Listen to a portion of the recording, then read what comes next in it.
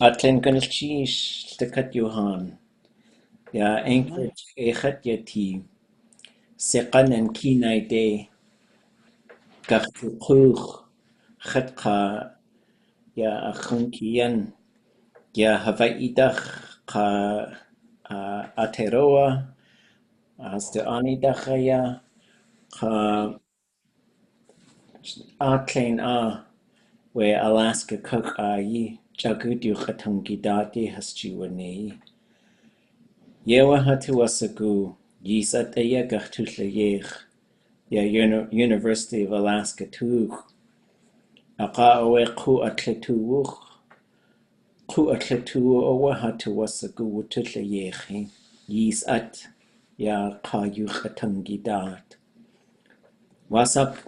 wasahak kwati adat yutakwatang wasak kwati ya hayuch atangidat Yewa hatuasagu kenaltsina wa hayuch atangi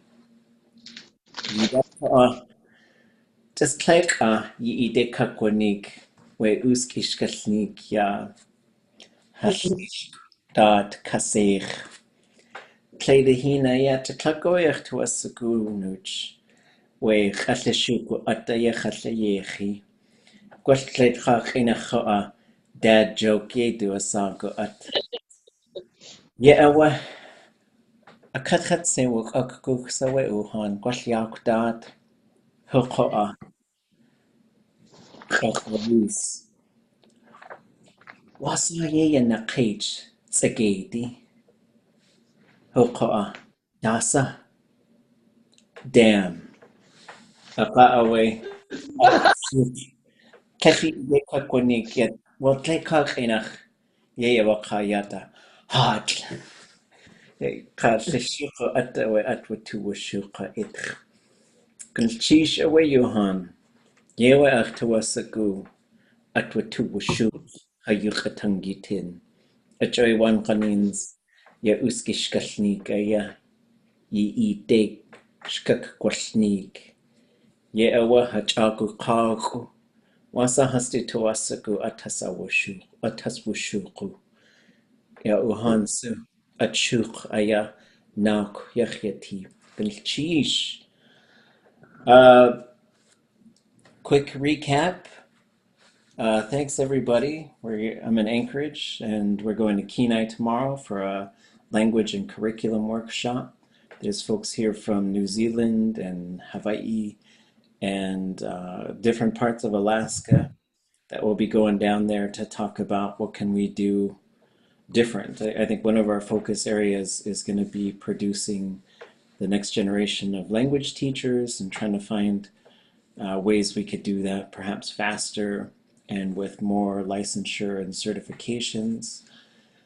And then I just wanted to share a brief story. You know, we're always thinking about those who have recently left us, especially when we have some of the big mountain movers like Selena. And I told a short story, which I'll tell the censored version, I guess. Here's the censored version. So I like to think of things that I think are funny. You probably call them dad jokes in English. And so we were somewhere, I think we were in Yakutat maybe, and I said, and I got kind of quiet and I leaned over to her and I said, Wasaye nakich witsagiti. And how do you translate that? Wasaye nakich witsagiti. Beavers see their other cage. You know, you're looking like you know.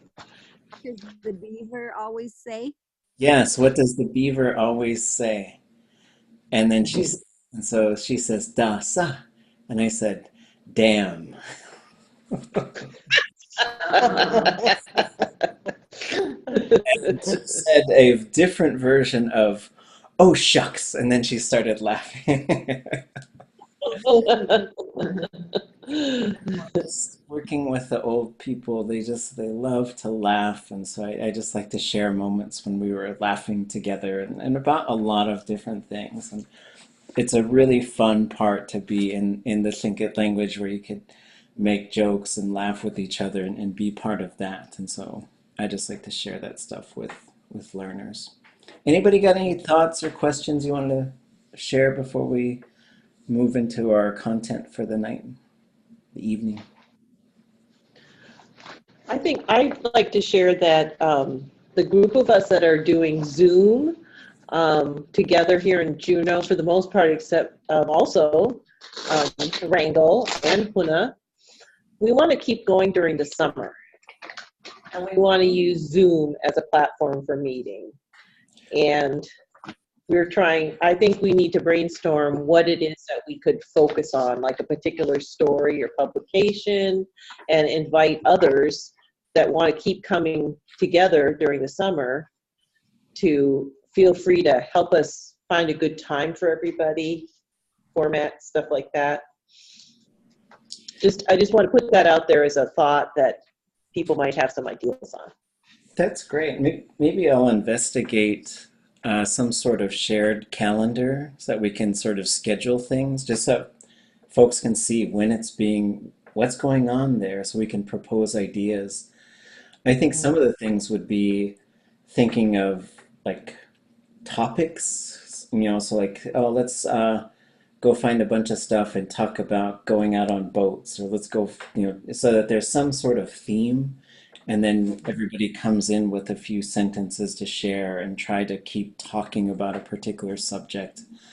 Uh, and then to also have maybe a few different big projects that you are working through, like a translation project, or transcription is the other side. Once you add transcription to translation, it does get quite a bit more complex. And what that means is nobody has written down the Tlingit.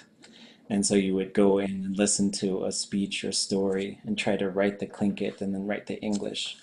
But that's a huge project. We also have other things too. Like you can certainly look at stories that are already translated, like taking a story from Hashuka or a speech from Hatu Naguyis or Elizabeth Nyman or lots of other places, and just practice retranslating it. So you say, yeah, well, here's the English, here's the Tlingit. Do I understand all these parts that are there? So you remove the sort of, sometimes there's a huge frustration in not even knowing what's there. But if you already know what's there, you say, oh, do I know what all of these things are? And then talking through it sentence by sentence with everybody. And just sort of saying, oh yeah, I was wondering what this thing was. Oh, I think I know what this thing was. And so those are a couple things off the top of my head, and I don't know if anybody else has thoughts or ideas. I think we have plenty of content to work on. What I wonder is whether this Zoom channel or whatever it is will be available to us. Yeah, it's not going anywhere. So the exact same link, you guys can just keep using that link. And that's why I think the calendar would be a really neat addition, because then folks can propose ideas, or you can, maybe someone just says, oh, look, something, they're going to do this, So that's the part I'll try to figure out in the next couple weeks and see if there's a easy solution out there for it. Okay. Okay. A place to hook up together. That's the starting place. Right. So, geez. Okay. And we have email list that's on our website. We can communicate that way with each other as well. So anybody with great ideas, share. Okay. All right. Anybody else? Thoughts, ideas, questions? I have a question about future verbs. Uh, So, I know that like with verbs that have to do with people, there are like these prefixes like gachtu and gachdu and kaka that like kind of have to do with the I guess what are they called, pronouns. But what about for verbs that aren't necessarily done by people?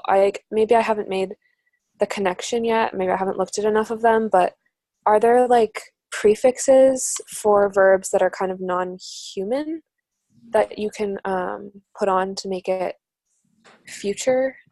Yeah, that's my question. okay. Yeah, sure.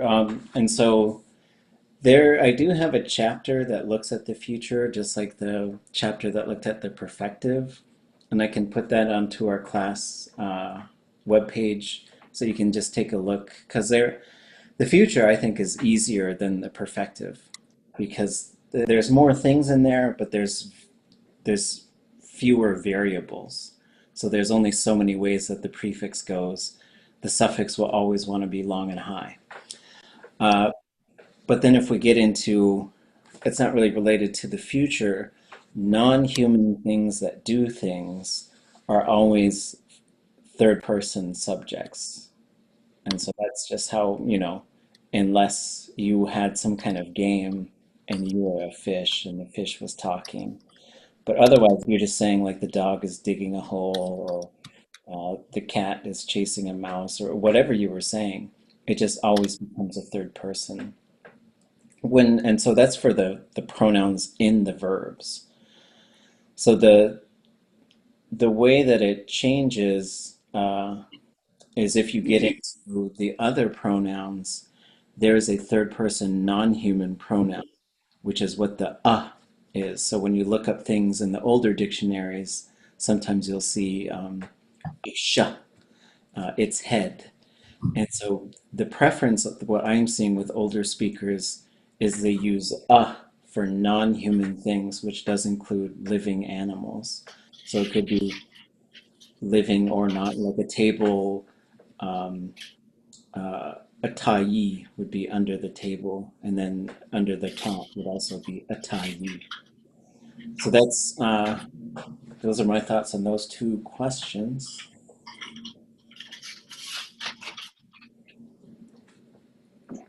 So yeah, okay. And Danielle, no, once I find the shared, I'm going to try and find a shared calendar that folks can just add to. The challenge with putting things online that are just open is that they get spammed a lot. So I'll try and figure out a solution.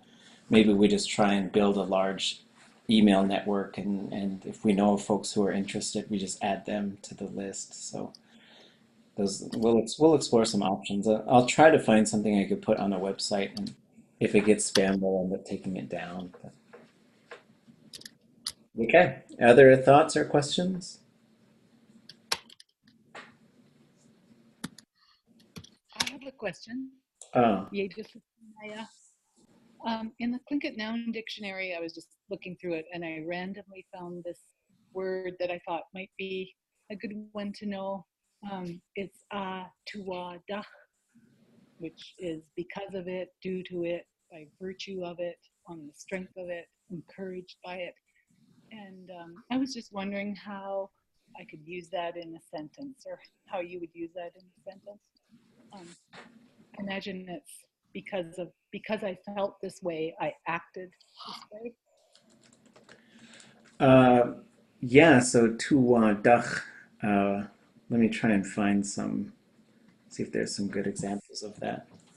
But basically, the tuwadach would be uh, you're really sort of giving somebody credit for making something possible or something made something happen. So let's see. I think there's only one example. I'll check some of. Let me try two different sources. Let me try sharing my screen, and I'll show you what I'm looking at. So in Weha, in his verb notes, there's a document, and this has all been retyped. This is available for you. You can search this. And so it says, Prophet tu wadach away yause'er. Oh, hold on, let me check. See if you can see that. Uh-oh. Can you not hear me? I can hear you. Oh, okay. You guys in the room, can you not? Oh, I guess.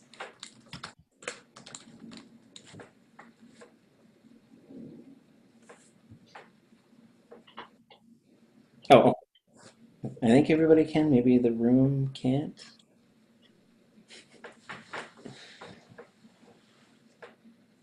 Okay. Maybe they'll let me know if they still can't hear. Not in Juno. I can hear you in Teslin. Okay. Let me try to stop share. What about now? I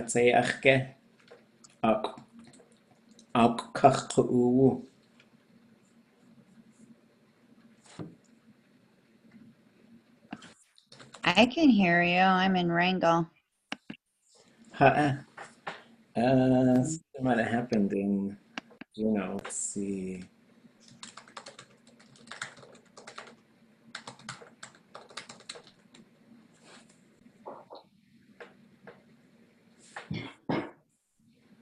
Okay, let me pause the recording while we figure this out.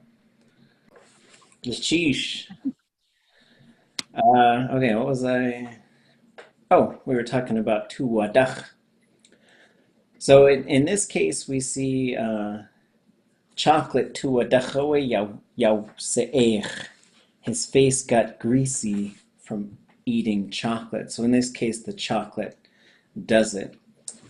And so if we look it up in Lear's list of nouns, let's see.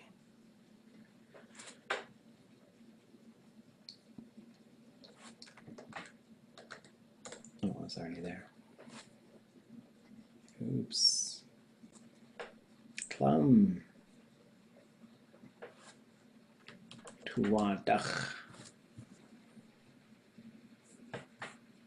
And so there's quite a few entries. Oops, I don't know if you guys can see that. Because of it, due to it, to encourage, by this, on the strength of it, encouraged by it. So we see some sample sentences. I'm going on the strength of my grandmother.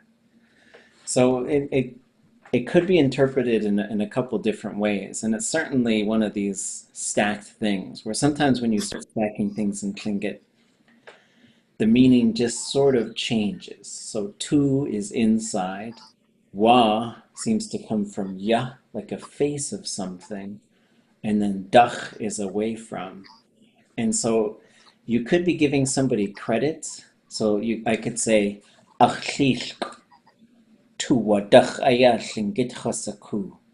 know Tlingit because of my grandparent, and you can give them credit for teaching you. So somebody who gives you the strength to do it, who taught you how to do it, just from, it's caused by something.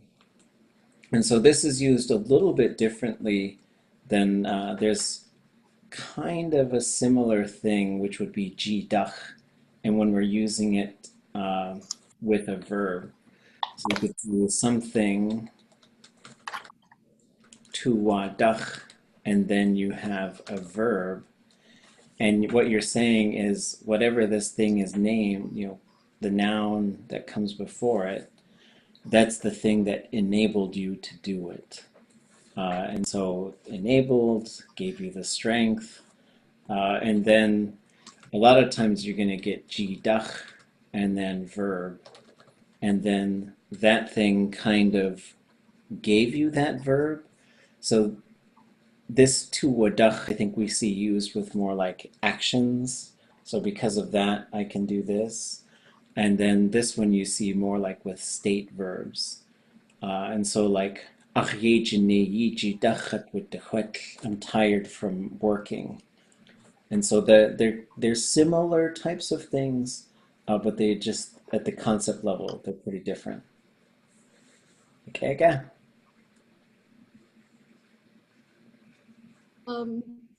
You said back to the future. You said, or I heard you say, the suffix is always long and high, but is it the root, the stem that's always long and high? Oh yes, the stem. Sorry, I don't know if I said suffix. That was a mistake. The stem always needs to be long and high. For future. Yes, and then there's a bunch of stuff in the prefix, but there's only so many ways that it can go, right? And so There's a couple, it gets a little complicated because some of them have variations. Like the first person could be kukwa or it could be kukha. And then kuki or guki for the second person. And then in some cases you can have gukwa for the third person. But then the stem will always be long and high. And then if you want to make a negative future, the stem goes long and low, and everything else stays exactly the same. So example for I will sew it, kukwaka. I'm not going to sew it, keshkukwaka.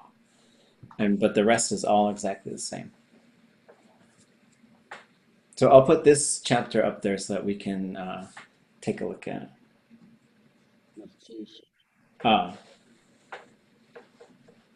Okay. Other thoughts or questions? I thought we'd take a look at suffixes again. We have auktatsin.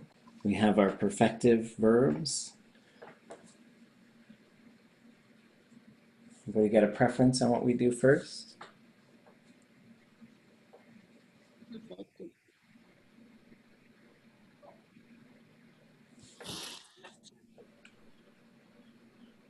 Do I get a pick? Perfective. Okay, we'll go back to the perfective, and as opposed to back to the future, I guess. Let me close a couple of things I didn't realize I had open. Okay. And then let me open this perfective. I will share my screen and let me know if you can see it okay. Yisatine again. Okay. So we had, so again, this slideshow shows you the theme up in the top right, and then it shows you what the verb should be like, when we start moving it through the different pronouns, and then it shows you the things that are in there so that you can see how these things can contract. So when it says pattern, that's showing you everything in the prefix, because the suffix will, the stem, will stay the same. Ach, ach, ach, ach, ach, in.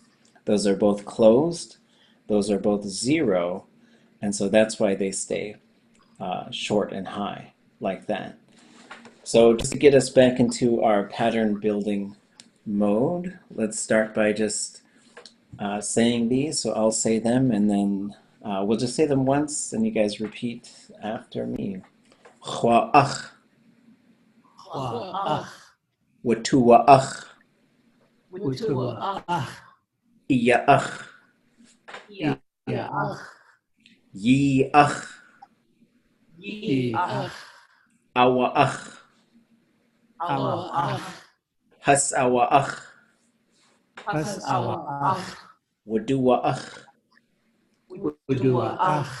Chwa'in. Watuwa'in.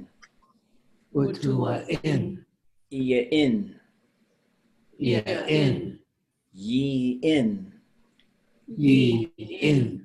Awa'in. Has'awa'in. Waduwa'in. So if you look at those prefixes, they're all the same. And then when you go from third person to third person plural, you put a hus on there. And then you've got it. Okay, so let's go down to the next one.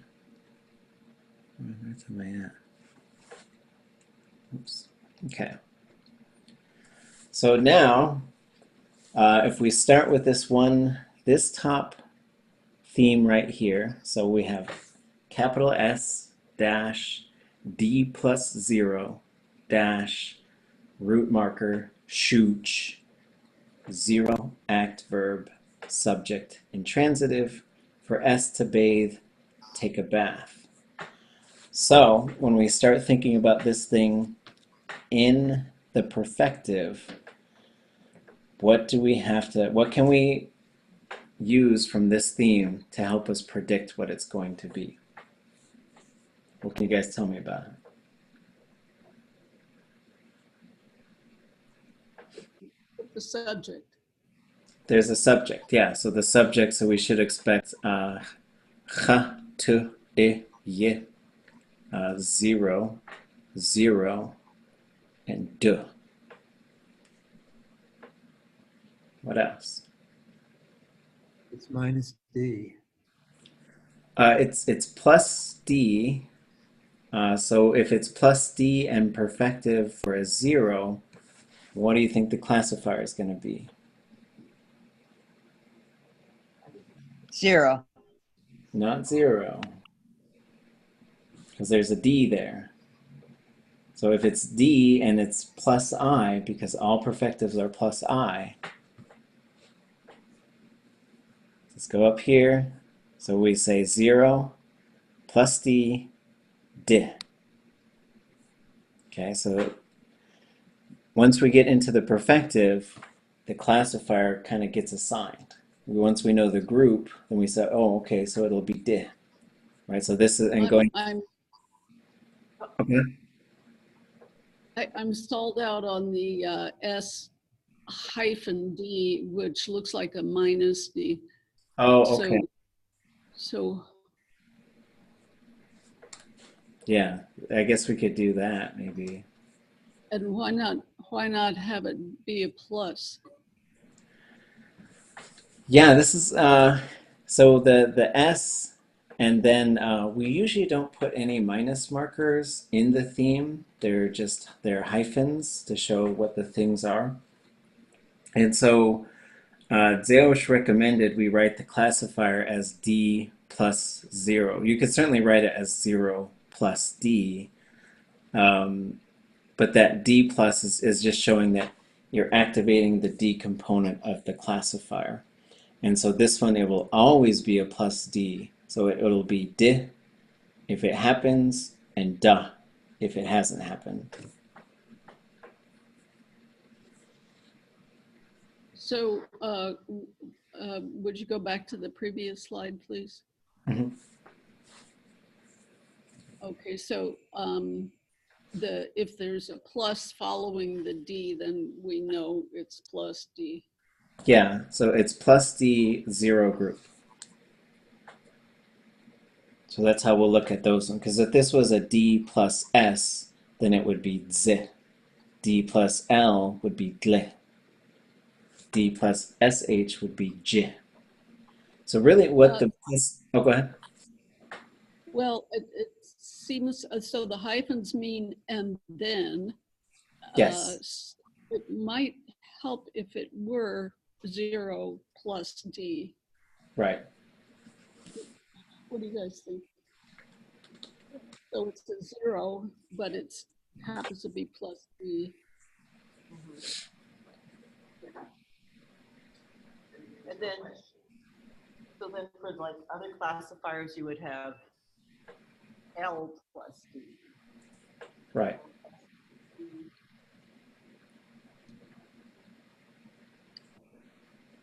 As long as we know how to read it, that's okay. It just, you know, since we were kind of, or I didn't know how to read it the other way. Yeah, that is interesting. And so it might, so here's your classifier, 0 group, S group, L group, SH group. And what you can note is when it does go plus D and when it does go plus I. So the current, I think the current stuff is we're using this D plus 0, but we could switch it. If the language community thinks it makes more sense, it's a 0 group plus D as opposed to D plus 0. It might make more sense to go that way. So this is just the Juno contingent, and 4 out of 5 are saying a 0 plus D, but there are a lot of other people in the class too. Let's take a quick poll of the IFTD. Cast your votes.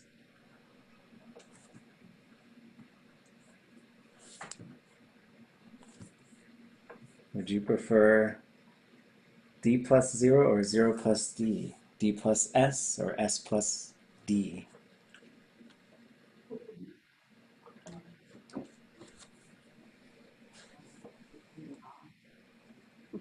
Okay, so, Pasanak, what do you think? Adusa khateke. Oh, hasanakake.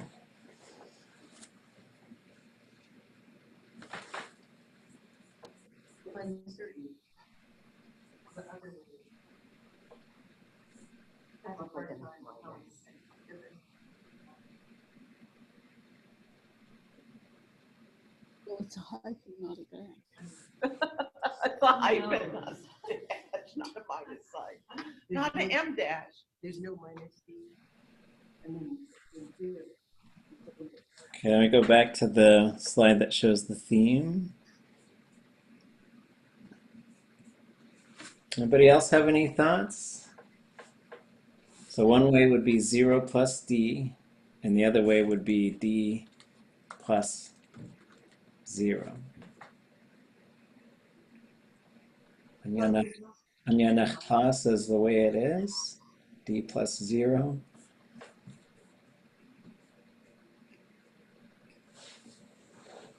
Okay. I guess we'll just keep thinking. We'll think about it. Okay. Kind of used to the way things have been written so far. Okay. Is there a minus D at all, ever? I don't think you need to say minus D. We used to say that, but what I'm leaning towards now is that minus D and minus I are actually just the default forms. So you can go plus D to turn this switch on, or you go plus I to turn the switch on. So think of it like a switch. Oh no, don't show it that. Okay. If it only worked. Right? There's a switch. You just got to build the switches in your brain. Okay. So we keep thinking about it, keep talking about it. I feel like I'm in the wrong math class here. I just, it's like how you go from one little question. What is the first question you're asking? I want to say to bathe. I is a single, I am taking a bath. Okay. But a bath. So we have, Perfective. correct. We're going to have the perfective marker. You're going to have cha. You're going to have di. And what should the stem be?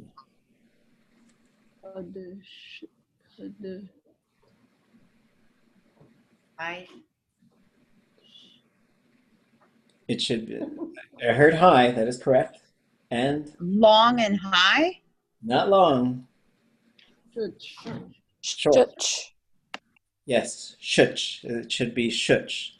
So when we go back to the stem variation, when we look at this chart, we have a closed stem, 0, short and high. All the others should be long and low.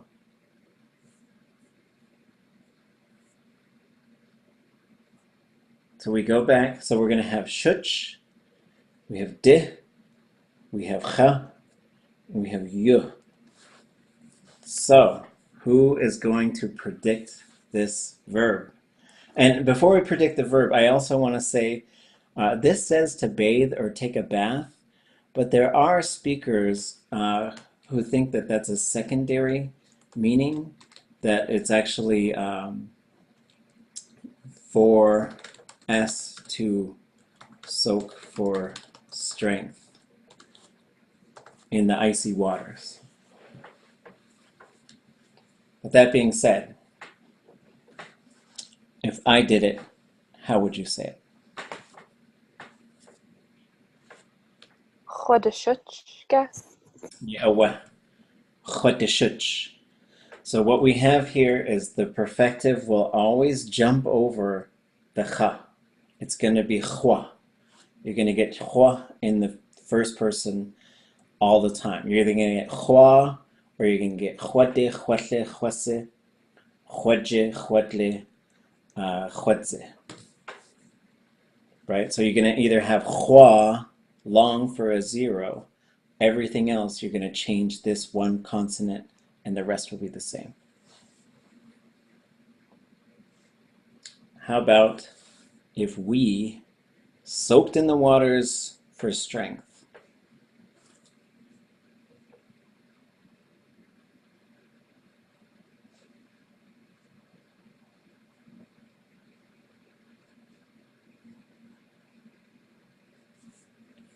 So in the pattern, what's going to change from these three things?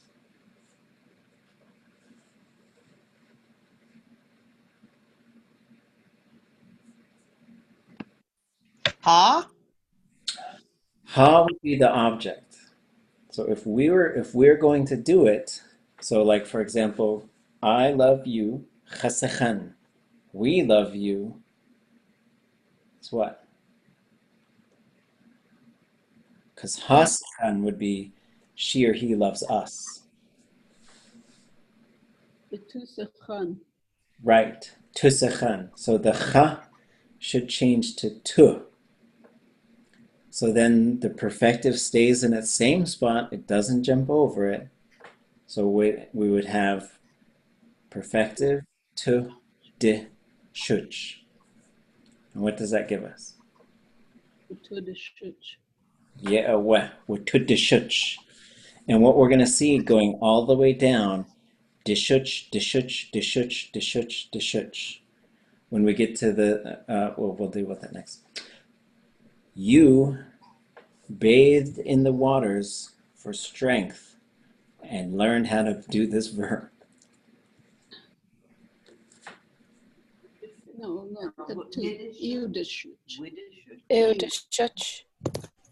Ew de shuch.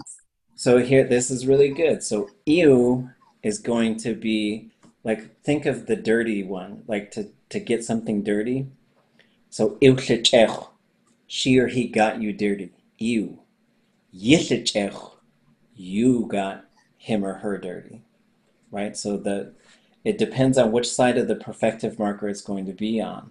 The object would come first, and you're going to get ew. When the perfective comes first, you're going to get ye.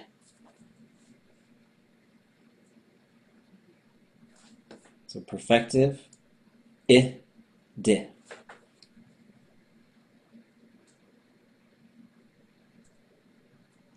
Chan kananik. I don't get this. Yiddishutch. Yiddishutch. Yes. Yiddishutch. Okay, so here's some things to watch for.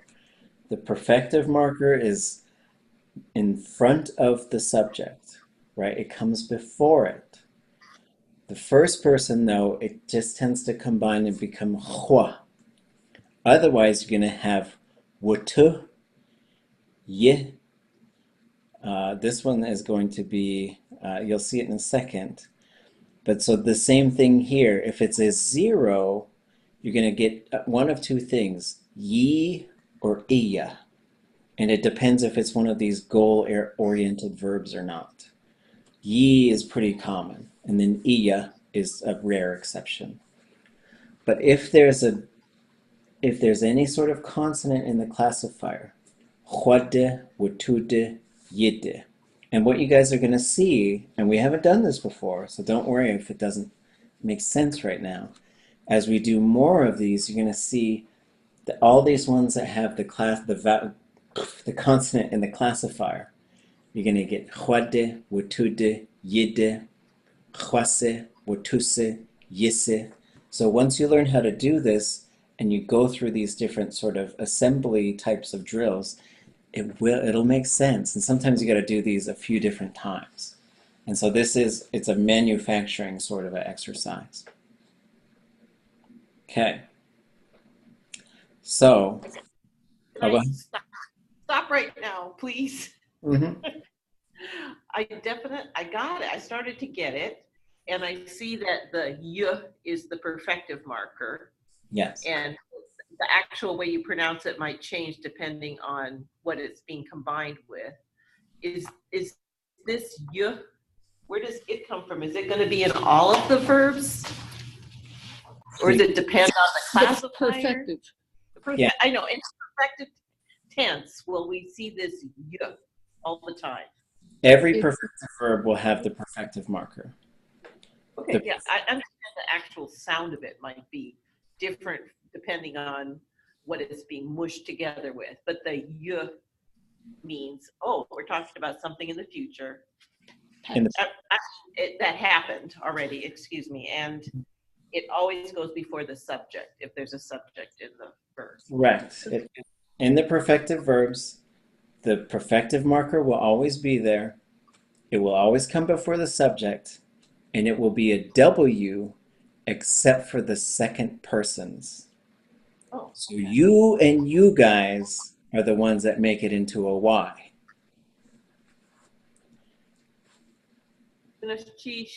Yes. And here's the double bonus mega round for the inland speakers and learners, and those who want to go inland and talk like those amazing inland people.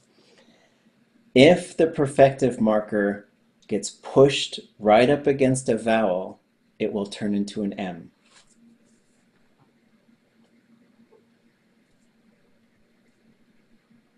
So we haven't seen any M's yet. Nothing here would be an M. Okay. Y'all bathed for strength and learned how to do perfective verbs. It would be nice if you could go in the icy water, come out, and I could hit you with the branches, and you would just have the perfective. But there was an elder who said, what you guys are doing is just like the people who soaked for strength a long time ago. So it's painful, but then you get stronger. So what's going to change is I is going to turn into Y.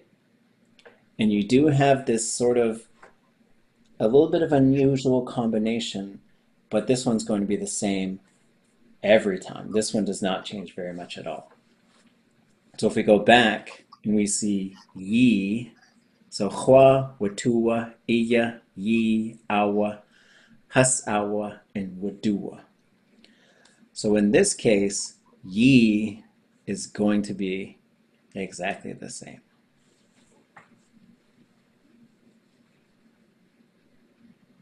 So if I told you the answer, you can predict it. But you add di. So dishuch is going to be there for all of them. Dishuch, dishuch, dishuch. Ye. Ye owe. Ye dishuch. Ye dishuch. Those of you who are from Teslin, this turns into an actual gamma in Teslin. So sometimes you'll hear the Teslin speakers and they'll say ying dishuch. So there's a bit of an NG type of sound in there. So it's something for the inland speakers, especially those from Teslin, to keep in mind. Yakay. Yakayu. Would it ever just be Y-I-Y?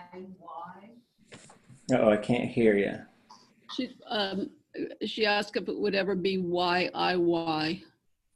No, it's Y-E-E-Y, even if you put other things in front of it. This is one that does not change very much. And so whenever you have those, whenever the y'alls are doing that, it's going to be ye. Okay, so she or he bathed in the waters for strength.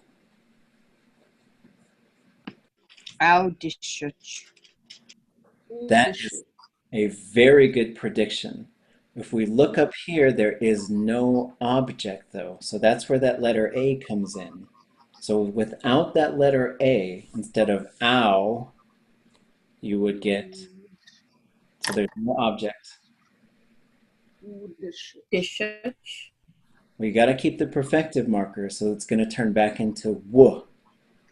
The subject is always zero. There's never an audible subject for the third person. So you get woodishuch. Okay. Everybody okay? It's so cold in here. Sometimes in some of the verbs, there's just a lip rounding without the just the W is up against a consonant. When does that occur? Yeah, so that would occur if something before it ended with a vowel, or if it had a vowel attached to the prefix. So if there was an oude shuch, if there was a letter A right there, and so this one you see the next verb that we're going to do on this side has an object, so this one should be oude. And when this does get pushed right up against it and that vowel goes away, that would become an M for inland speakers. I have seen some words that start with W and then a consonant. So would those be not verbs? I'd have to see some of them. I'm not sure.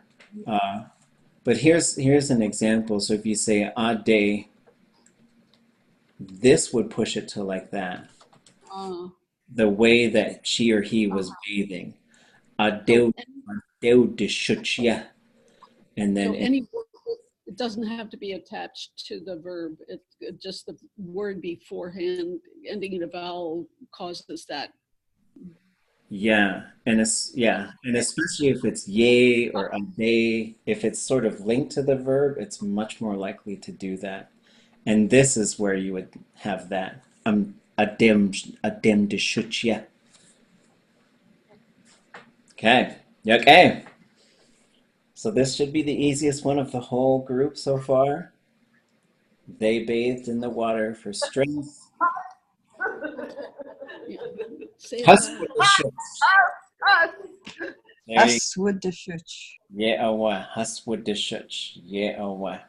Okay.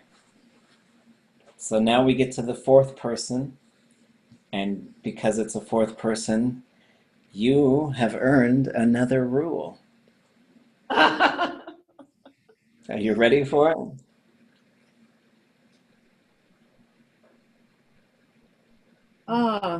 Okay. Hearing no objection, we're plowing forward. Okay. We talk quite a bit about zero and everything else. And Tlingit shows us that.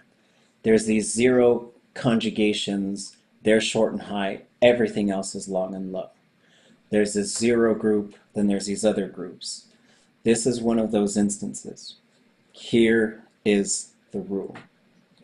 No matter what the verb mode, every non-zero classifier, the fourth person will be plus D. For every zero classifier, the fourth person will be minus D. I guess this is the case where you could say minus D. The fourth person is going to push this classifier to ya. It's going to take the D out of it because Tlingit does not like to go dude. It does not like to go dude, but it has to go dudley, dudgy, dudzy. Okay, so this is why you say Chat dudzechan. I am loved. So the du is going to push that classifier plus D. Unless it's zero, then it's going to keep it minus D. Okay? So there's a lot of information there. Oh, I don't know what you just said. Okay. Sorry. The fourth person is du. Du likes to mess around with the plus D stuff. No matter what. So we can look at it and absorb it. Okay. Predict it. Somebody predict it. Oh, okay. Sorry. People bathed in the water for strength. Ha de shuch. Ha is an object for us, so it's going to be du. The subject will be du. So this zero right. Would do the shuch. You cannot do de. Do de is not allowed. It must go to wuduwa. Wuduwa shuch. Wuduwa shuch. Wuduwa shuch. So there it is. That fourth person is very sneaky. And what it does, all the zero group classifiers must be minus D. Everything else must be plus D. That's all there is to it. I mean, I know it's like another rule stacked on top of your huge pile of rules. Like, it's like you want to play this card game and there was this little card that showed you how to play, but then you realize you can unfold it 20 times and it's all full of text, right? But really, the fourth person, every zero classifier, right? So if we go back to the classifiers, all the zeros must stay minus D. They cannot go plus D, and if they are plus D, they'll switch. All the non-zeros, S, L, S, H, they must be plus D. Say that again? Switch to what? If they are zero, if they are But that has a D plus. zero classifiers This must be minus. and they're minus D, they switch, I believe you said. Yes. So for the My question, what are you telling us that they switch to? So the fourth person must be ya for this group. For all these other groups, it must be z, gl, j. It has to go plus D. So the top part is the minus D, like Yeah. in the upper Yes, one, the top that's bottom. fine, Yep. but it's not written. It's just something we need to know. It's like something that activates in the classifier. And you're going to see it over here too, Wadua. And once we get out of the zero group, we'll see the zero groups, it's a little easier to predict. That bottom one will just be dudley or dudzi or dudji every single time. And it doesn't matter what the verb mode is. Once you put the fourth person in there, it changes that classifier a little bit. Okay. Well, wait a second. Okay. Can you go to that perfective slide that shows all the squares, the 0, L, S, and SH squares? Yeah, that one. So in the 0 square, the stuff that's in the upper left-hand corner, that is minus D. And the upper right. And the upper right, everything above the dashed line there is minus D. Mm-hmm. Yes. Yes. Okay, even though it says plus I, for some reason. The I is going right. Oh. Okay. Okay, minus D. And okay, and there's no room for that to go anyplace else on this chart, right? So it has to be one of these four, and it's predictable. And I know it seems like a lot, and there's gonna come a time when you're gonna look back and say, oh yeah, that's how this stuff is. Once you start learning these rules, it gets really kind of mushy. But as we start moving through examples, it does make sense, the mechanisms that are driving it. And if you start talking, the thing that you're going to start noticing is it's not going to make a lot of sense, or it's going to you'll be getting them wrong, but you're thinking about them now. So as you hear people speak Tlingit, you're going to start hearing them use that classifier. And then as you start speaking more Tlingit, it's pretty, you just got to keep talking and not overthink it, but you'll reach a point where you'll catch yourself and correct yourself. And it's wonderful. This is the part of language acquisition that does get challenging, as a lot of people think this is the part where I can't do it, but it's actually the part where you can. You're just really absorbing this whole complex system. And what's really amazing is when you hear fluent speakers, they just do this stuff. All of these different rules, it's just built right into their way of thinking and talking. Okay, don't overthink it. Let's do the right side, and then wow, and we'll take a break. Okay. So for this one, Juan Clay says, "Yahweh Lak I got every guess wrong. Sikuzi. The ones who try are the ones who get it. The ones who try are the ones who get it. Because getting your Tlingit wrong that's no big deal at all. But not trying it out and not using it, that's the really big deal. So the patterns on this side are going to be all the same. Y, cha, de. So you're going to have chwade, watude, yide, yide. There's an object here, so you are going to get aude, hus aude, and you're going to get wadua. Okay, so I just told you all the answers. They're right here. This one is qa. So if we go back to our stem variation chart, it's open and it's qa, so it's going to be long and low.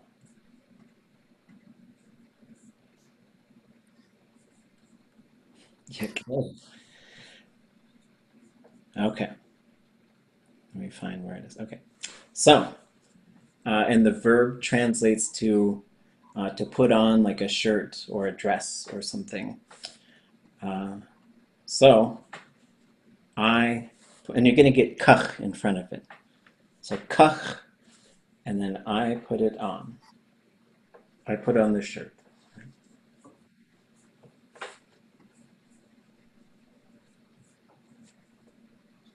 Anyone want to make the prediction?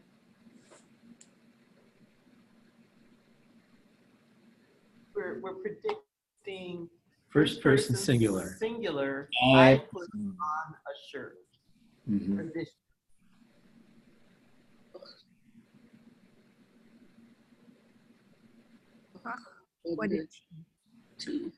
Kachwaditi, right? So these are all going to be ditty, ditty, ditty, ditty, ditty.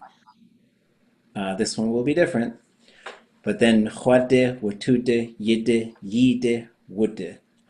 This will be aude and hus aude. Those are the answers, okay? We put on shirts.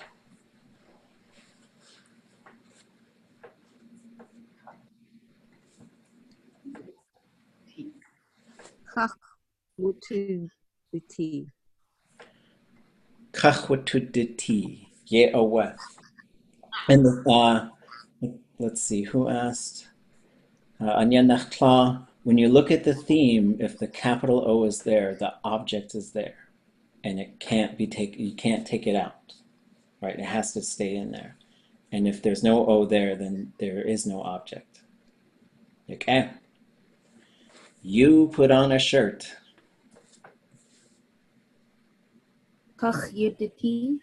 Kachyiditi, right? And just we'll keep control of our tone. Y'all put on a shirt. So should we be saying shirt, kach yiditi? Oh, let's just say put it on. Let's just say it. Thank you. Y'all put it on. At kach yiditi? Oh, no, just say it's already built in there as an object. It's a third person object. Kachyiditi. Yeah, oh what? Kachyiditi. Okay. She or he put it on.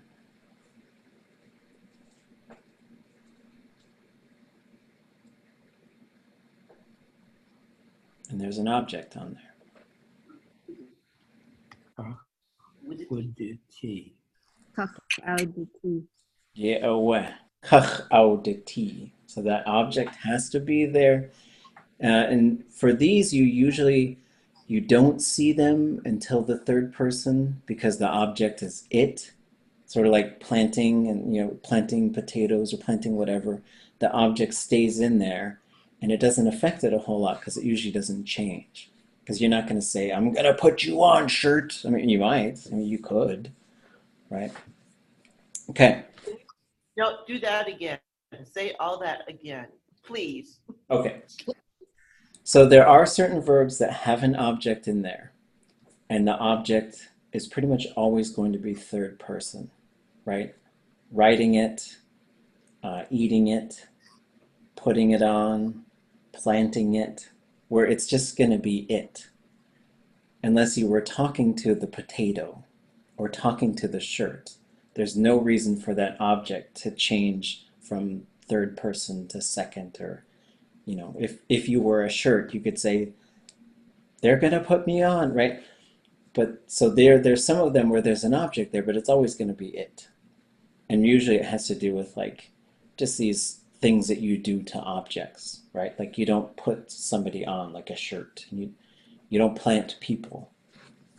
Why do you need kuch if you've already got an object in Well, the there? kach has more to do with the action. That means to put it over. I'm putting this over. There's Not another, kuch. you could say nach, and they're specifically putting something on your upper body. You can use this same verb to put a hat on. Shach. Shach, what the tea, I put a hat on. So where would you say I put a shirt on for us? Kach what the tea we kutas. Yakutas kach what the tea. And then the shirt part is actually sitting outside of the verb, so it can go on either side. So it would be before kach or after kach with the T. It could go before or after, yeah, it doesn't. It just depends on what's the more important thing that you're telling somebody. If you're So saying, the kuch is telling you how you're wearing the thing. How you're And you putting it wear, on. yeah, and then so that would change depending on the noun But yes. that you're putting on your body. Yeah. Ew. Yeah, well, that's why this is a shirt or a dress, you know. And so this is what you would say to like, this is the verb you'd use to say, we're going to put this shirt on you, and it's atu, you know, and so maybe kachat aya ikach ikachaya kapoteti ya achlish kutain an kadachtzin. It's not me who's going to put this shirt on you. It's my great-grandfather, Bert Dennis. So this is the type of thing you do use in a cultural context. Both of these verbs are used sometimes in a very cultural sort of context. Okay. They put it on. So let me tell you something about this kach. Why is there an O in the verb theme before S if you don't say it? Yes, what we do say this object. The object for the third person is zero, but when it's also a third person subject, it changes to the letter A, right? So this is something that you just, there's a certain things, the object is zero for, for third person, but once you get to the third person subject, it has to change to A, or else we cannot tell that there's an object there. But that's the only time it changes to A, is when it's third person subject as well. So this one should also, oh, go ahead. It wouldn't hurt if you said all this over again, because it's okay. Not the whole class. How's everybody doing? No, I'm just kidding. Yeah, so the objects, so Tlingit builds objects directly into verbs, and they don't go away. So English, you can have objects, right? And some things kind of require an object. But the thing with English, there's a couple of things that are different. One is the object and the subject can just kind of move around. They're separate from the verb. They like to go a certain way, but you can move them around, right? So you can say, the cat ate the mouse. And you can say, the mouse was eaten by the cat. So you can do some things to move it around. You got to sort of shuffle it. But the other thing is, once we've named it, because if we wanted to use pronouns, we'd probably say, it ate it. But then we say, the cat ate the mouse. So the other thing is if we specify, or we say, Garfield ate Mickey, the pronouns go away. with Tlingit, it doesn't matter. The pronouns cannot go away. They have to stay there because they are connected to the verb. Right? So that's something we have to get used to. We also have to get used to they appear in this very specific order. Object, subject, object, subject. Those are some things we have to get used to. The other thing is in Tlingit, the third person subject is always zero. I do it, you do it, does it. Right? There's no she or he built in there. It's just a zero pronoun. It's nothing. The third person object is also zero, but if you have a third person object and subject, the object must change to A, or else you would never know there was an object there. And that's a lot. I know that's a lot to take in. Break. Okay, we got two more. We got two more, and then we'll take our break. So when you have something in front of the verb like kach or adach or any of these sort of motion types of things, the hus goes on the inside of that, between that and the verb. So they put it on. They put Kachas out the tea. kachas auditi. People put it on. And remember, you cannot do de. They It should look just like this. would do a tea. Would do a tea. Kach would do a tea. Yeah, away. Okay, you guys earned the break this time. Now we're Go, going to hit it with the branches. go walk off your branches. We could keep doing this or we could do something else. It's up to you. Sometimes you get kind of burnout, but then sometimes you're also feeling the momentum. You want to keep going. So think about it. Let's come back in about 8 minutes and then we'll pick it back up. Sheesh. Okay. Hune, Dasa? I was wondering, with those, is there a difference for me being inland? Because umditi, right? Yeah, so umditi, just these two. Kachas umditi. Okay. So whenever you see that W right up against a consonant, that's where it becomes an M. Oh, okay. Yeah. So W by consonant. Is there anything else that's different on that particular section, like sort of all the way from the top to the bottom, or just those two? For me. It would just be the umditi, and then this ye. This second sound is a little bit more like an NG sound. So I would predict it'd be ying de shuch and kach ying de ti. So it sounds almost Ying de ti. It sounds like that. Y-E-E-N-G. Okay. But it Okay. depends. Perfect. You probably catch some speakers who do it and some who don't. But when I listen to the speakers there, that's what I'm hearing. Okay. Kulshish. Okay. So let's keep doing this. We can come back to suffixes next week. But I do think this is good because once we do this, we can do the future.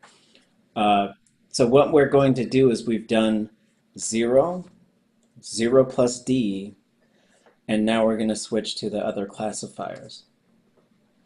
Okay. Any questions before we look at the next couple of themes?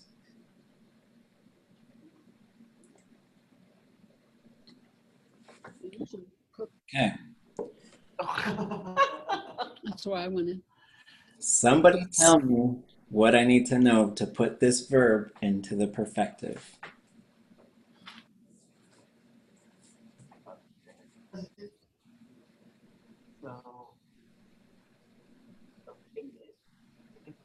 Cool.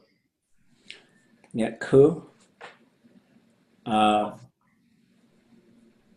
What's a cook? What's a cook? Okay. Well, first let's just look at the theme and let me show you how I would read this theme, just going left to right, and what it's going to tell me about putting this into the perfective to fill these. Say it again. She asked you to go slowly on this part. Okay. I feel like There's an object. This is going to be ause and hus ause. There's obviously a subject, right? It's an S classifier. So for the perfective, what should the classifier be? Oh. It's got to be plus I. Sit. Se. Yes. On Se, the se, negative. se, se. All the way down on here. However, plus I. what's that? How do we know it's plus I? A perfective positive must be plus I. Okay. Because when it goes plus I, it's saying the verb happened. What the perfective marker does is say, hey, let's talk about this strictly in terms of whether or not it has happened. Okay? So it's going to be se. When we get down to the fourth person, though, it's going to change to what?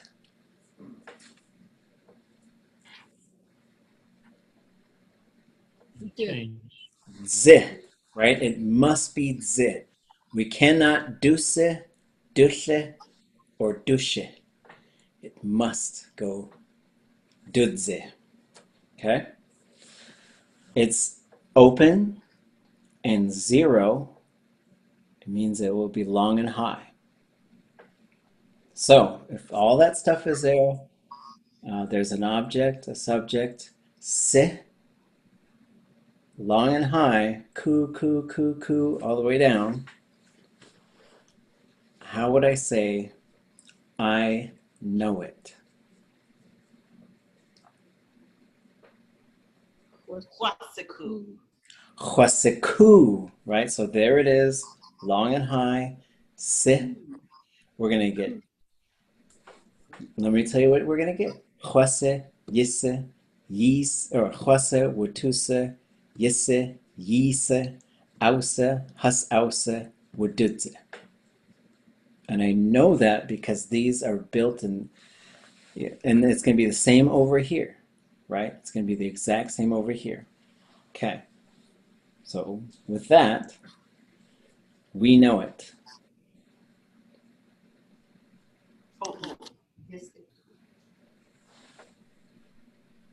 Watuseku. Watusuku, ye'owa. Ye'owa. Watusuku owa. Oh, sorry, you know it. Yusiku. It's got to stay short. Yisaku. Yisaku, ye'owa. That one will stay short. It goes long when it's 0. That's when you get the yi. Other than that, you're going to get yisse, yishe, yishe, yidze, right? Y'all know it.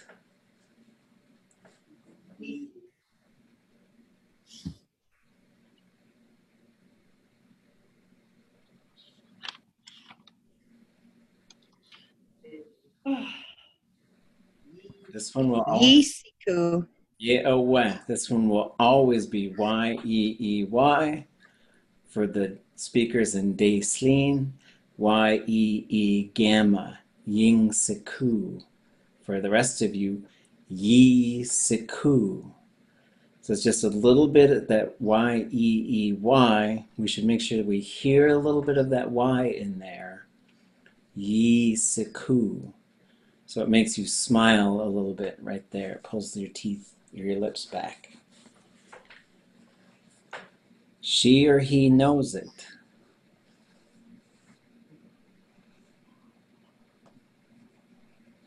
Amsiku. Ausiku. Umsiku or ausiku, ye'aweh. So here's ausiku because there's changes to the A because they're both third person. This letter A causes the perfective marker to contract to just the W, and if the next thing is a consonant, that will be M in Teslin. And they know it. Tell me how to say they know it. This should always be the fastest one. Hososuku. Hasausaku. That's great. People know it. Or I guess I would say it is known.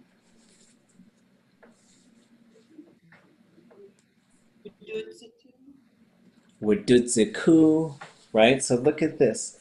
Siku, siku, siku, siku, siku, siku, ziku. Hua, watu, ye, ye, ow, or and wudu. This is going to be exactly the same over here. So what you learn how to do, you learn how to put the prefix together and then predict what the stem's going to be. That's how you start conjugating verbs. This moves you beyond memorization to formulating it in your mind. And it's really, you got to really think about it when you're first doing it. But then when you start putting your sentences together, you'll notice you'll start sort of just doing these things. And there is a process where it becomes just a little bit more organic. Okay. So what do I need to know about, what does this verb theme tell me? Can anybody tell me the things that are in there that I need to know to put this in the perfective? There's an S classifier. There's an S classifier, right? So this should be si, and then the fourth person, zi. What else does it tell me? Got a little X in the upper right-hand corner, so it's going to stay the same all the way through. Yes, it will always be niku. Always, right? So siniku, siniku, siniku, all the way down to ziniku. The last thing, there's an object, so you're going to get ause and has ause. So now, and the way we're going to translate this, I made him or her sick.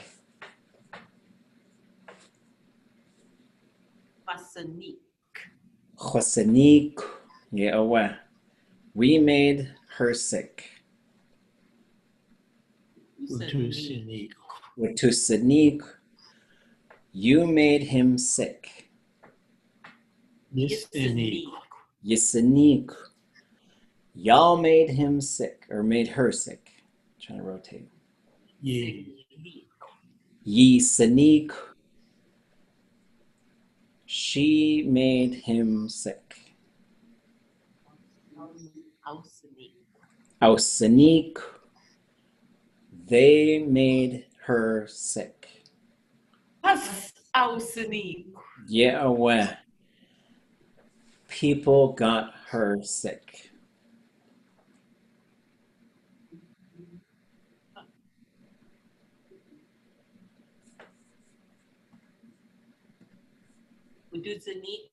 Yeah, Wudutsanik. So now the pattern reveals itself through repetition. You can also use this in achtuwu yisanik, you made me sad.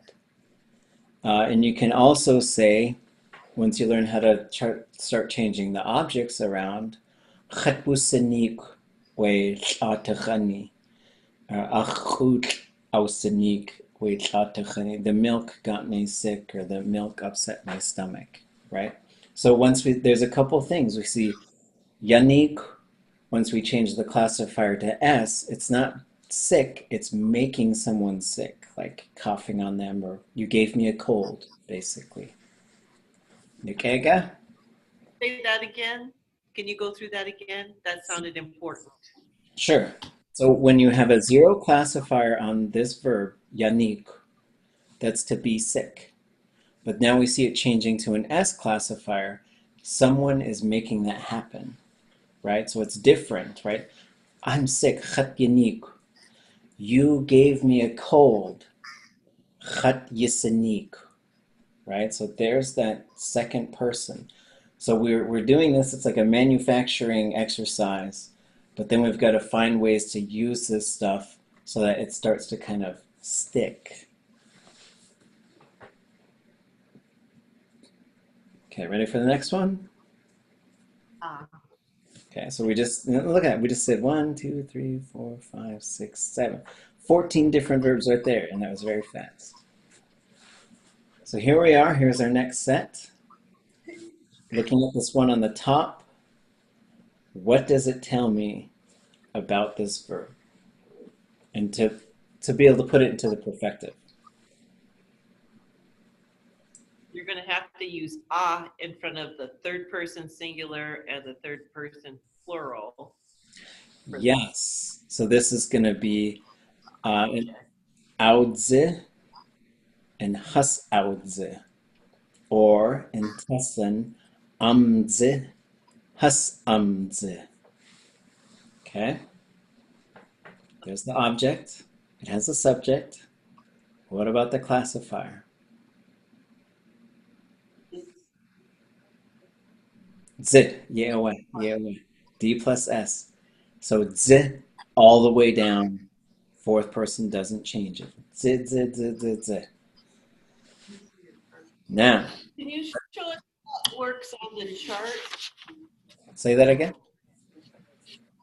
Can you show how that works on the chart with the four squares in it? Yeah, perfective classifiers. So if it's already plus, this is a D plus S classifier, the perfective will be Z all the time. All these positive perfectives must be plus I. Only the plus I versions. Ya, di, si, zi, sh, kli, sh, j. It must be one of those. So once you go into specific verb modes, the classifier gets determined by that mode. So when we say perfective, they want to be plus I. The positive perfective is saying the verb happened. And what the plus I component does is it signals that the verb has happened. So when we go plus D, now it has to be di. We go S group plus D has to be z. L group, and we're going to see these. So what we did is we did ya, then we did di, then we did si. Now we're going to do zi, then we'll do sh, then we'll do gl.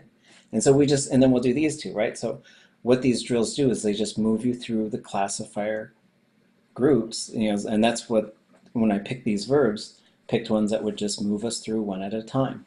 And eventually you'll look at a verb theme and you'll just know how to put it into the perfective just by looking at that theme. And eventually you'll memorize that information and then you'll have mastered that verb. Okay. Okay, verb masters. Yisaku yitat. Whoops. Whoa, that was fast. So the last part is the stem.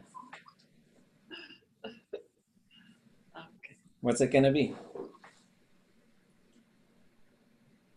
Are we on gach now? We're on gach, yeah. We're going to cry for it, yeah. This is not to cry, this is to cry for something. Yeah. Oh, I was talking about beavers. Oh. What is the stem going to be?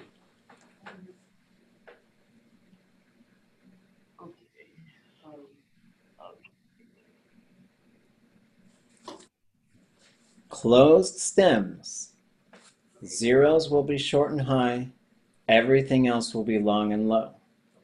We look at the theme, and if it's marked high, it won't go low. So it will be long and high. Okay, good. Repeat the rule, please. Okay. For the perfective, closed stems that end with a consonant. If they are zero conjugation, they will be short and high. everything else is long and low. But if the verb theme marks the stem as high, it does not ever go low. So therefore, it will be long and high.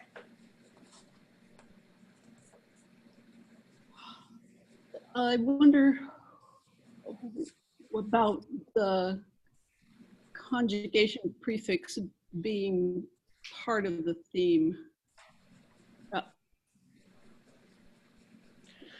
Oh, to like put it in here? Yeah, I did that for a while. Somebody got mad at me about it, but I was putting it right here, you know, because you could put it like this. Because it only pops up in certain, it only pops up sometimes, but it affects the verb and the way it conjugates. Yeah.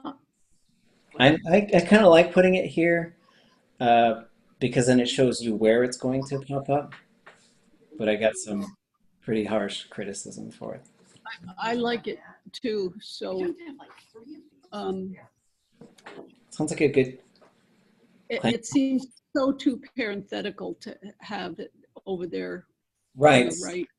Right. It's part of the theme. It's part of it. In other languages, it's included in the theme. Yeah, right. I think it makes sense to put it in the theme. So, I have a question. Yes. We have 3 different slides that I've printed off. One in the upper right-hand corner, it says classifiers, and it's those 4 different squares or rectangles for the perfective. And then we have another piece of paper that says +I classifiers in the upper right-hand corner. Mm-hmm. And then another one that says stem variation. Yes. So we need all of these, right, to help us go through the steps that we're going through when we're looking at the verb theme. I mean, if we don't know what we're doing, which yeah. you can until you memorize them. I think the classifier chart is really good to just keep around, and then you can just sort of look at it and say, oh yeah, just because the visual and it helps with the audio, you know, what you're hearing, looking at it and thinking about what it is, and then how to use it yourself. With this one, this says if it's a perfective positive, they'll all be +I. So it just says if this is what you see in the theme, that's what the classifier will be. Right. And so that's what this slide is showing you. This slide is showing you how to predict the stem.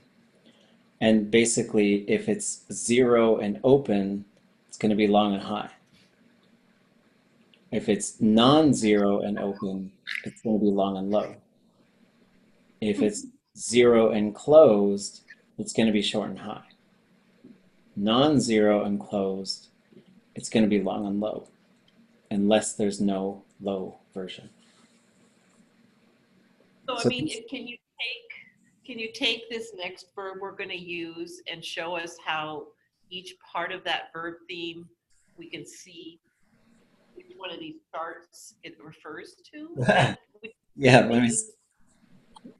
so let's take this theme right here, and we'll take this kind of condensed version that we're writing now. So if we put it onto here, and we say, oh, okay, let me look at this theme. Okay, this is D plus S. Let me find, oh, there's D plus S, and it has to be +I, so it's Z. This slide is showing you it's just cutting out the -I's, because it's saying the -I's are not part of the positive perfective. So it's going to be Z. This one, oops, what am I going to put here? Let me just get rid of that, I guess. So on this one, what I would do is I would say, oh, let me look at the stem. Oh, it's closed. Oh, it's qa. So I go over here and I say qa should be long and low. But if I look up here and I see that high tone mark, that tells me it doesn't go low. So therefore, it'll be long and high. On this slide, what does fading mean? Fading is is an open pattern. And so when you'll see the little H after it, that means it's fading. The only thing that means, though, is in repetitive forms, it will stay low. That's all. Long time ago in Tonga's Tlingit, there was probably a H sound on there. So when you say like ta for sleep, or the last one T, there would be a T. There would be a H breathy sort of sound at the end. That's gone now, but it does affect things. But that's the only difference is when you put a repetitive suffix on there. So doesn't look like this thing helps us. It explains and confirms this chart, but if we see gach, we're just going to use gach. Yeah, so you should, if it's open, zeros are long and high, everything else is long and low. Bang. If it's closed, zeros are short and high, everything else is long and low, unless it doesn't go low. That's the set of rules for the stem and the perfective.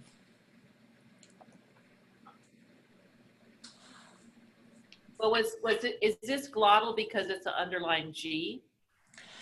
No, so this is called glottal, and that comes from Tongass. Okay, so in Tongass Tlingit, so for example, let me show you how we're going to say this. We're going to say, oops. So we're going to say, Huad Ze Qach. The old Tongass speakers would have said, Huad Ze Qach, because they don't have high tone. But when Tlingit absorbed tone, probably from another language, it kept the rules of Tongass, but this little glottal went away. So that's why it's called glottal. But even though it has these fancy terms, all you got to remember is it doesn't go low. It will not allow itself to go low. But that's what's going on under the hood. And that's what Tanta Tlingit was a toneless, it was a Tlingit without tone. Okay, so now we got to cry for it. I cried for it. Sorry.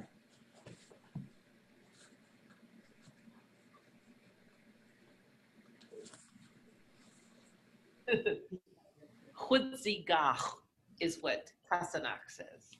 Chutzigach, yeah. Okay, so what you're going to have here, Chwadze, Watudze, Yidze, Yidze, Audze, Has Audze, or Amze, Has Amze, Watudze. Okay? I have just given you all the answers. Oh, wow. Okay, let me get to your question in a second, Daniel. Let's do this column first. We cried for it.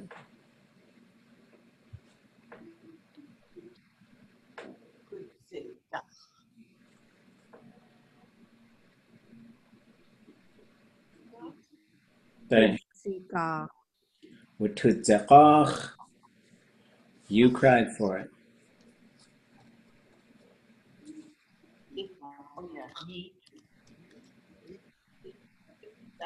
It's got to stay short. Yitzchak. Yitzchak. Y'all cried for it.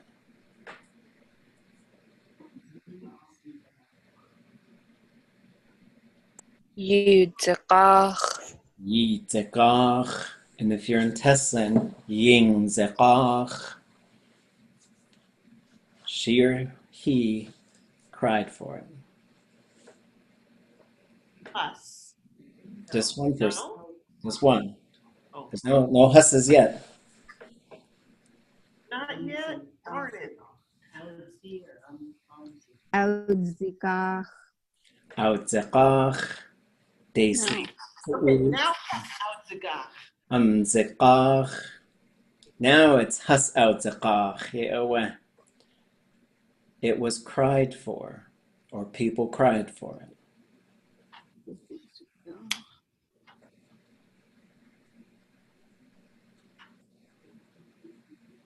Wuduzigach. Ye'aweh wudutzekach. And when we say cry for it, it's not like I was sad and I cried about it. It was like, I want that thing. It's like that. That's what we're talking about with this verb. This is Raven crying for the boxes that his grandpa ultimately gave him. Okay. Okay. Okay, let's do this one, then we'll check in. Oh, let me check in about this other. There was a question online. That's a good question. Uh, there are some recordings about pregnancy. There's only a couple there's only maybe one that I know of, and maybe Jacques knows of another. There are, if you read some of the chapters in Under Mount St. Elias by De Laguna, it talks about the practices of being pregnant, and particularly trying not to think of things that scare you. I remember that. And then it talks, I can't remember what else it talks about specifically in there. And then I asked, Keyishih ka tla'ustla haskachwabus adat, where a cut katiya shawat kat katiya, like shawat kat ka'a ka'awe ha'in hasakawanik. So Tlaustla, Ida Kalmigan, and Keishi Bessie Cooley talked about being pregnant and things to do, and it's all in Tlingit. That's on YouTube. And then Kushek Robbie Littlefield made a CD of lullabies, and then TCLL put out a CD, and I think through Sea Alaska, of children's songs. And so there are some songs and some other things. Stories, it's a good question. I don't know how much stories were dialed back for kids a long time ago. I know there's certainly stories, if you got little kids and babies, you're probably trying to avoid the ones where people are, killing other people or anything like that, or nobody's getting their eyes plucked out. I'll have to think about that. I know the Raven stories are all pretty safe. I mean, there's certainly Raven stories that are more adult themed, like when he convinces the brown bear to use his foreskin for bait. But there's other ones like Raven and Fire and Raven and the Box of Daylights. Those ones are pretty good. Some of them, like the early Ravens, when Raven was first born, because his uncle was trying to kill was killing his sister's kids. So they're pretty rough. But there's quite a few Raven stories that are really good for that. Okay. Okay, Johan. Here's the last one of the night. You guys are doing awesome. Next class we'll do the L and then the D plus L. And then that's and we'll see all of the possible patterns without a thematic prefix. And then we'll learn how to put a thematic prefix on there and how that changes it. For now, we look at this. Here's the letter O. There's an object. Audze, has audze. It's going to be there. There's a subject. D plus S. This will be Z all the way down. So this chwadze, wetudze, yidze, yidze, audze, has audze, wedudze will be the same all the way down. What about the stem?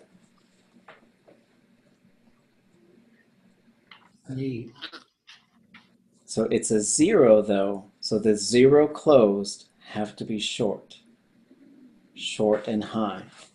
So we should predict nick all the way down. Nick, nick, nick, nick, nick. Okay. So I sensed the odor of it.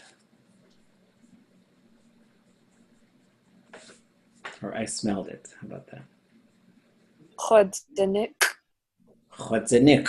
Yeah, we smelled it.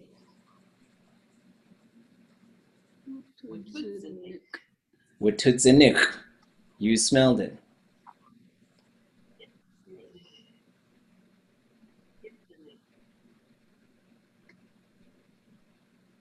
Yitzanik. Yitzenik. Y'all smelled it.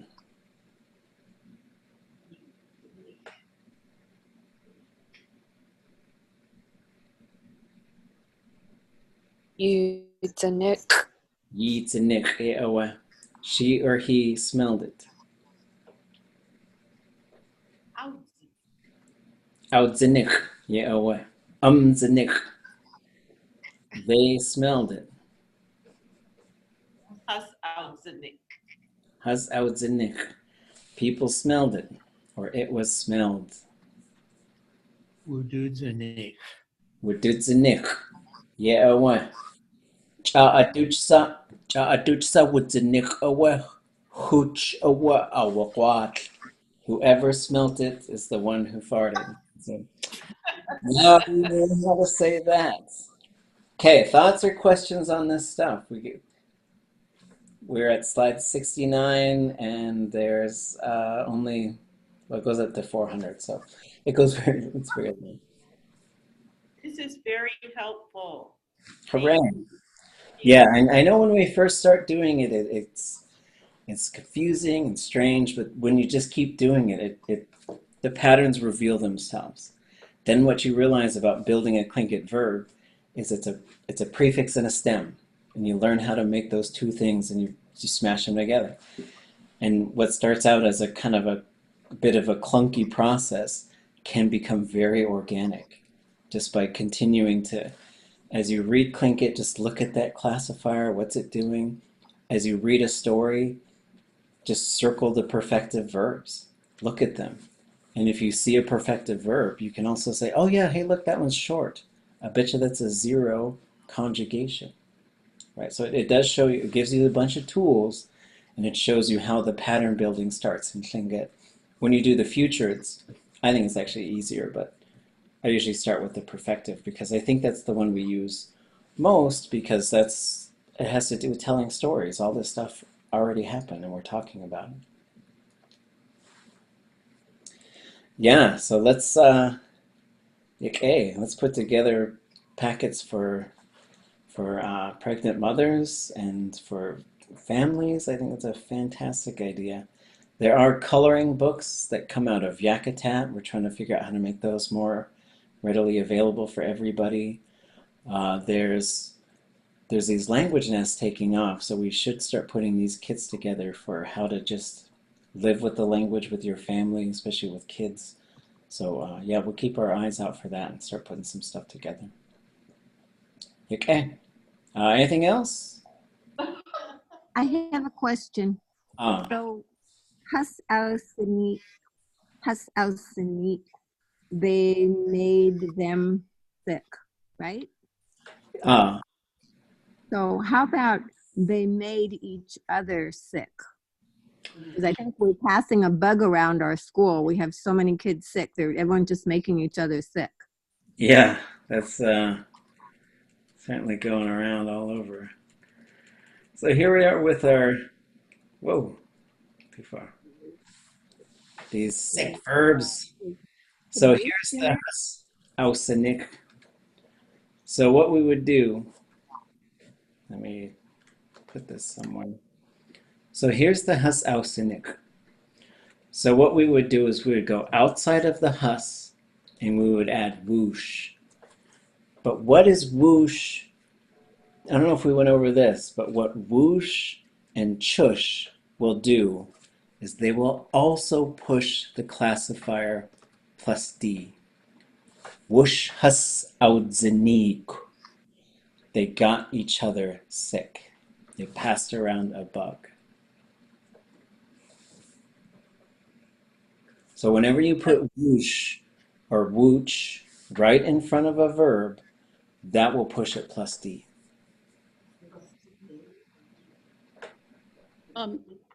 as far as what verbs are most used, I have a slide about that. Oh, I great. could- You want to show us? Yeah, are you sharing? Yeah, I stopped.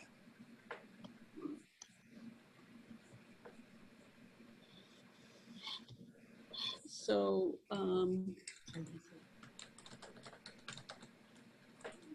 gonna make this bigger. So this is just one of the conversations. It's the first one that's online. And Dashjini marked the verbs.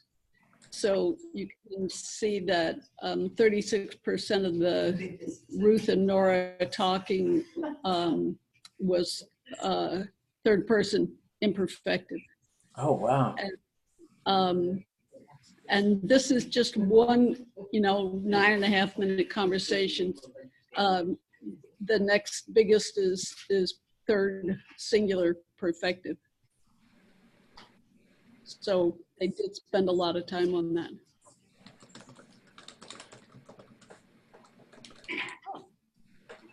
So this is the kind of information we can get from those conversations if we mark the verbs and then generate the charts. That's fantastic. That's super helpful because then we see that in a conversation, the third person, because you talk a lot about what someone else is doing. That's just something that we do a lot. Let me tell you this story about this other, and sometimes it's me, but even if it's me, everyone who's not you becomes a third person in your story. So it just makes a lot of sense. And that's amazing. We should do more of that. Yep. And we can. Okay. Yeah, good. All right, Johan, goodness cheese. You guys have bathed yourselves in the icy waters, and now you can go warm up or take a nap or go eat dinner, whatever you want to do.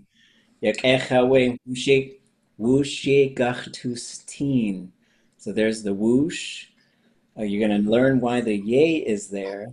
Gachtustin is a plus D version. And so we'll see each other again. And we will on Tuesday. Cheese. Ucha.